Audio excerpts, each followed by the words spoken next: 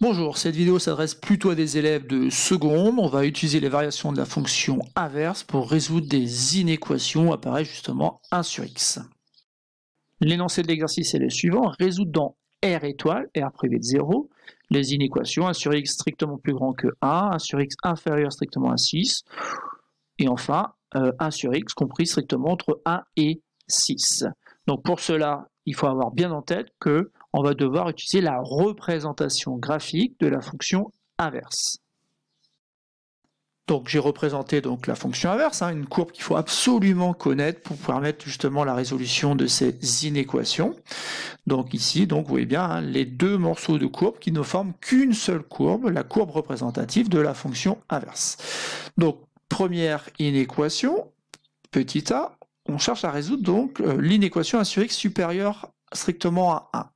Donc je commence par placer mon 1 sur l'axe des ordonnées et je regarde quelle est la partie de la courbe qui m'intéresse, autrement dit, quels sont les points de la courbe qui ont une ordonnée plus grande que 1.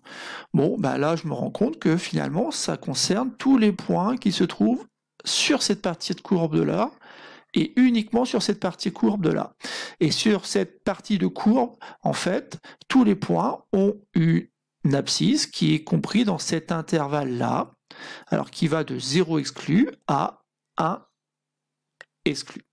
Et donc, cet ensemble-là, qui est un intervalle 0, 1, est en fait l'ensemble solution de l'inéquation 1 sur x strictement plus grand que 1. J'écris tout simplement à l'aide de la courbe,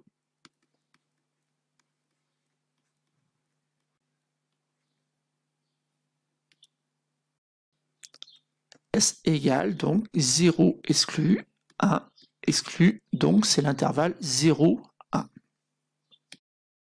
Passons à la deuxième inéquation, 1 sur x inférieur à 6. Donc pour commencer, on va placer un 6 ici, et on va tracer donc la droite qui est parallèle avec des abscisses et qui passe par cette graduation 6.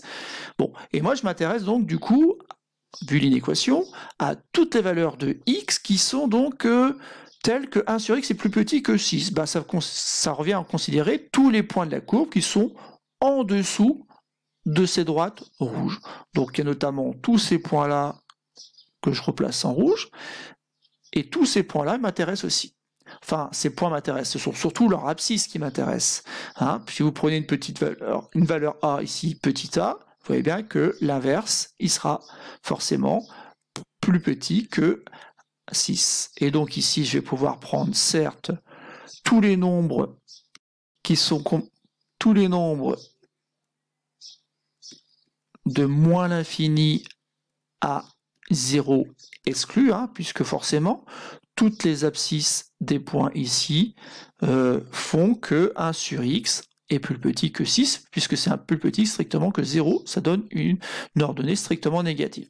Mais il va falloir rajouter un autre ensemble de nombres, et cet ensemble de nombres, il va commencer quelque part ici. Ici, c'est 1 sixième, donc comme c'est inférieur strictement, il ne faut pas prendre un sixième, et il faut aller jusqu'à plus l'infini. En effet, toutes les valeurs de x ici ont pour inverse quelque chose qui est plus petit que 6. Passons donc au petit c. Donc petit c, maintenant, il va falloir choisir un nombre qui vérifie ça. Plutôt, il va falloir trouver tous les nombres qui vérifient ça. Bon, là, forcément, il faut faire le lien avec le petit a et le petit b. Petit b, c'est clairement noté ici, et 1 sur x strictement plus grand que 1, vous pouvez l'écrire comme étant 1 inférieur strictement à 1 sur x. Autrement dit, les nombres solutions doivent appartenir finalement à l'intersection de ces deux ensembles, dans le sens où il faut appartenir aux deux ensembles à la fois. Si on veut vérifier la première partie de l'égalité, il faut bien être entre 0 et 1. Si on veut vérifier la deuxième partie de l'inégalité, il va falloir bien appartenir à cet ensemble-là. Et donc, appartenir aux deux à la fois, quelque part, ça correspond finalement à toutes les abscisses des points qui ont été coloriés en rouge et en jaune. Donc pour souvenir ici, il y avait 1 sixième, là il y avait 1, et donc mon ensemble solution correspond à cet intervalle-là que je suis en train de repasser en bleu, qui est en fait 1 sixième exclu, 1 exclu. Et tous ces nombres-là, qui appartiennent à cet intervalle 1 sixième exclu 1 exclu, sont solutions de cette inéquation. Donc voilà, c'est tout pour cette petite vidéo. Donc j'ai insisté assez longuement sur la représentation graphique, c'est vraiment la clé pour résoudre ces petites inéquations.